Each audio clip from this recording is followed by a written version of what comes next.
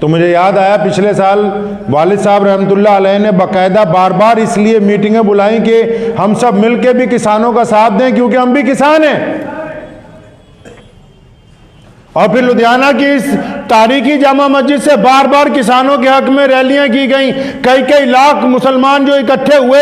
और फिर गोदी मीडिया भी याद आया कि जब अब्बू जान रहमतुल्लाह अलैह ने यह कहा कि हम किसानों के साथ खड़े हैं, तो बाकायदा इंडिया टीवी जी न्यूज ने खबर लगाई कि पंजाब के शाही इमाम ने तड़का लगा दिया मजहब का किसान आंदोलन में। तो आज जुमे के दिन मैं बाकायदा जिम्मेदारी से गोदी मीडिया को यह कहना चाहता हूं कि हमारे वालिद मरहूम ने तुम्हारे मुताबिक जो तड़का लगाया था, तड़का पूरा लग गया और अल्लाह ने किसानों को फतेह अता फरमाई।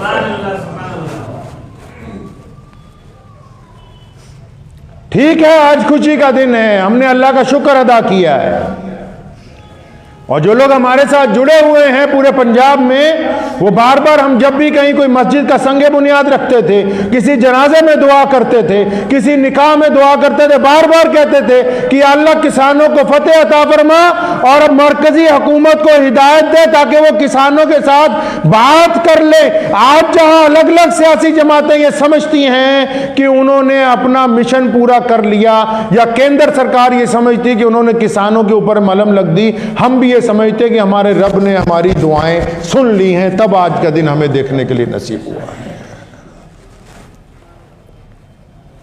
लेकिन इस दिन मैं उन सब लोगों को याद करता हूं जिन्होंने इन 14 महीनों में किसान आंदोलन में कुर्बानियां दी हैं। हम बार बार, कितनी बार हम लोग संगू बॉर्डर के ऊपर गए, बेशुमार मुसलमान गए, लेकिन जो हमारे पेशगी हजरात वहां संगू बॉर्डर पे गुज़िश्ता 14 महीने से बैठे हैं, टीकरी बॉर्डर के ऊपर बैठे हुए हैं, गाजीपुर बॉर्डर पे बैठे हुए हैं, जिनमें कई 100 अफराद ने अपनी जान खुदा के हुजूर सुपुर्द की है इस आंदोलन के दौरान, तो उनकी शहादतों को भुलाया नहीं जा सकता है,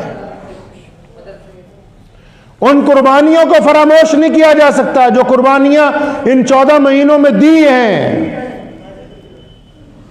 बेहतरीन लोग वही होते हैं, कामयाब लोग वही होते हैं कि जब वो कामयाबी की सीढ़ी चढ़े तो फिर पहले, सबसे पहले पलट के उनको देखे जिन्होंने उनको वहां तक पहुंचाया है। और यही बात किसान आंदोलन के लीडरान को कहना चाहूंगा कि ये कुर्बानियां सिर्फ तुम्हारे अकेले लीडरों की नहीं है, पूरे भारत के सभी लोग इन कुर्बानियों में शामिल हैं। और आज जब अल्लाह के हुक्म से, जब फितरत के मुताबिक, जब इस देश के प्रधानमंत्री साहब ने यह मान लिया कि कानून वापस हो जाएंगे, तो अब किसी अकड़ के अंदर मत आना, बल्कि खुदा का शुक्र अदा करना कि कुर्बानियों का फल जो है वो तुम्हें मिल गया है।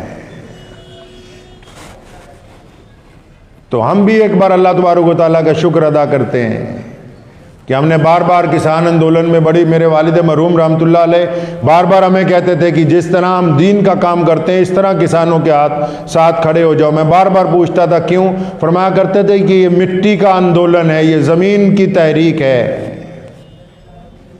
प्यारा नबी सल्लल्लाहु अलैहि वसल्लम को ज़राअत से बड़ा प्यार था। हुज़ूर सल्लल्लाहु अलैहि वसल्लम ने सहाबा को 12 फरमाया मुख्तलिफ लश्करों को रवाना करते हुए कि खेतियों का ध्यान रखना, खेती बर्बाद नहीं होनी चाहिए किसी कीमत के ऊपर। आप सल्लल्लाहु अलैहि वसल्लम ने खुद अपने हाथ से बागात लगाए, हुजूर अकरम सल्लल्लाहु अलैहि वसल्लम ने खुद फरोग दिया है इसे, क्योंकि आजकल के जो हमारे सरकारी मौलवी हैं, सिवाय 5 बातों के छठी बात है ही कोई नहीं हमारे पास, सिवाय फतवों के और तीसरी कोई गुफ्तगू ही नहीं है। अगर हम इस्लाम को देखेंगे, इस्लाम ने पैदाइश के अंदर अपने मसाइल कहे, इस्लाम ने मियाँ बीवी के अंदर अपनी बरकत के मसाइल कहे, इस्लाम ने कारोबार की अगर बात की तो इस्लाम ने खेती की बात की, इस्लाम ने सड़कें बनाने की बात की, इस्लाम ने घरों की तामीर की बात की, इस्लाम ने दरमियान की रंजिशें खत्म करने की बात की, इस्लाम ने जानवरों के हकूक की बात की, इस्लाम ने दरख्तों और पेड़ पौधों की हिफाजत की बात की, इस्लाम ने चलते हुए पानियों को गंदा करने से रोकने की बात की। मोहम्मद रसूलुल्लाह का दीन हर लिहाज से मुकम्मल है। ये हमारी बदकिस्मती है कि हम सिवाय इबादत के किसी और चीज की गुफ्तगू मस्जिद के अंदर बैठ के नहीं करते, ये हमारी बदकिस्मती है। प्यारे नबी हज़रत मोहम्मद रसूलुल्लाह सल्लल्लाहु अलैहि वसल्लम को अगर हम पढ़ेंगे, हुज़ूर सल्लल्लाहु अलैहि वसल्लम ने जिंदगी का कोई शोबा ऐसा नहीं छोड़ा जिसके अंदर लोगों की रहनुमाई ना की हो। अगर कोई खजूर का बाग लगाता हुआ मिला, हुजूर सल्लल्लाहु अलैहि वसल्लम ने अपने हाथ से बेशुमार दरख्त लगा दिया आप सल्लल्लाहु अलैहि वसल्लम। यहां तक फरमाया कि चलते दरिया के अंदर कोई गंदगी ना डाले, और फरमाया दरिया के किनारे भी अगर तुम बैठ जाओ तो वजू के लिए सिर्फ उतना पानी लेना जितनी जरूरत है, बाकी पानी को जाया नहीं करना। ये गुफ्तगू कौन करेगा? हमारे पास तो गुफ्तगू कोई नहीं बची सिवाय इसके कि हम मर गए, लुट गए, कुछ नहीं हुआ। हम जिंदा कौम हैं और क़यामत तक जिंदा रहेंगे इंशाअल्लाह ताला। दुश्मन की साजिशें ये बताती हैं कि हम कामयाब हैं। नमाज के खिलाफ प्रचार ये बताता है कि हम कामयाब हैं। हुज़ूर सल्लल्लाहु अलैहि वसल्लम के खिलाफ नौज़ुबिल्लाह अगर कोई गुफ्तगू करता है, इसका मतलब रसूलुल्लाह सल्लल्लाहु अलैहि वसल्लम की उम्मत आप सल्लल्लाहु अलैहि वसल्लम के तरीके पर चल रही है। तो कोशिश करें कि इंशाअल्लाह ताला जो आप सल्लल्लाहु अलैहि वसल्लम की सुन्नतें हैं इनको हम अपनी ज़िंदगी में ढालेंगे नहीं इंशाअल्लाह। हमारा किरदार हुज़ूर अकरम सल्लल्लाहु अलैहि वसल्लम की सीरत बयान करें।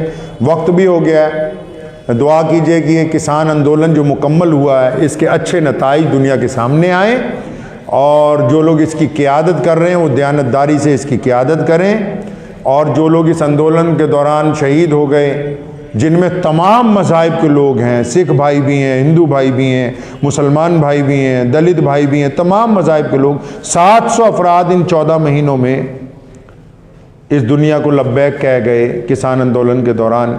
उनके लिए भी दुआ गो कि अल्लाह ताला उन सब के घर वालों को सब्र जमील अता फरमाए, और इस खुशी के मौके पर सब्र के साथ खुदा का शुक्र अदा करने की तौफीक अता फरमाए। इन्हीं अल्फाजात के साथ इजाज़त चाहता हूँ। वाखिर दावाना अनिल हम्दुलिल्लाहि रब्बिल आलमीन।